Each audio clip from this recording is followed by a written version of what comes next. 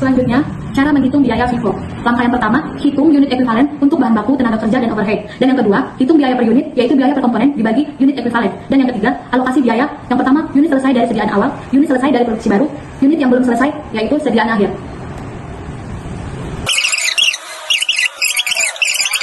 Selanjutnya ada metode FIFO. Metode FIFO ini penting karena bisa memberikan gambaran biaya produksi yang lebih realistis. Soalnya dengan FIFO, biaya produksi yang tercatat di laporan keuangan mencerminkan urutan produksi yang sebenarnya, dari yang masuk duluan sampai yang terakhir. Selain itu, FIFO juga membantu perusahaan memisahkan biaya lama dan biaya baru. Jadi perusahaan bisa tahu berapa biaya yang dikeluarkan di periode sebelumnya dan berapa biaya di periode sekarang. Ini penting buat menghindari kesalahan atau penghitungan biaya ganda yang bisa bikin laporan keuangan nggak akurat. Contohnya tuh kayak kalau bahan baku harganya naik turun, metode FIFO ini bantu perusahaan tahu harga produksi unit-unit lama dan unit baru secara terpisah. Tapi metode ini juga ada kekurangannya. Salah satunya proses perhitungan biaya dan unit ekuivalen jadi lebih rumit karena harus menghitung sediaan awal, unit baru, dan sediaan akhir secara terpisah dengan presentase penyelesaian yang tepat. Kalau salah hitung atau salah catat presentasenya, hasilnya bisa keliru dan berpengaruh ke laporan keuangannya. Jadi akuntan atau bagian costing harus benar-benar teliti waktu menghitungnya. Nah, dalam metode FIFO, semua aktivitas produksi pasti akan dicatat ke dalam jurnal akuntansi kan.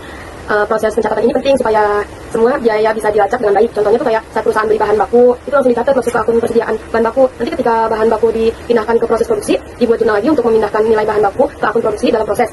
Begitu juga dengan biaya tenaga kerja dan overhead pabrik. Semuanya dicatat sesuai departemen produksinya. Nah, saat unit selesai diproduksi dan dipindahkan ke gedung atau ke departemen berikutnya, perusahaan mencatat lagi jurnal pemindahan biaya. Misalnya kayak biaya produksi 100 unit yang selesai di departemen A dipindahkan ke departemen B. Nilai biaya juga ikut dipindahin. Dengan pencatatan jurnal ini, perusahaan bisa dengan mudah mengaudit atau mengecek histori biaya produksinya. Selanjutnya ada kelebihan dan kekurangan dari FIFO juga nih. Metode FIFO ini punya kelebihan dan kekurangan yang perlu diketahui.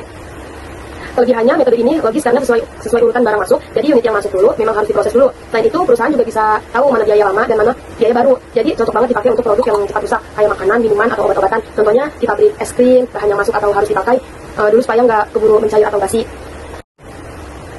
Selanjutnya, bagaimana metode FIFO diterapkan di sebuah perusahaan? Misalnya di PT ABC, ada 2 departemen produksi, yaitu departemen A dan departemen B. Di setiap departemen itu akan selalu ada sediaan awal, unit-unit baru yang diproses, unit yang berhasil diselesaikan, dan sisa unit yang masih dalam proses atau disebut sediaan akhir.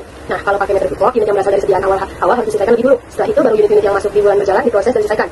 Terakhir, unit yang belum selesai dihitung beberapa persen prosesnya dan dijadikan sediaan akhir. Contohnya, kalau di departemen A ada 100 unit sediaan awal dan 300 unit baru masuk, lalu di akhir bulan ada 50 unit yang masih dalam proses, berarti kita harus hitung dulu biaya buat 100 unit sediaan awal sampai selesai, baru biaya unit baru, lalu hitung biaya sediaan akhir berdasarkan presentasi penyelesaiannya.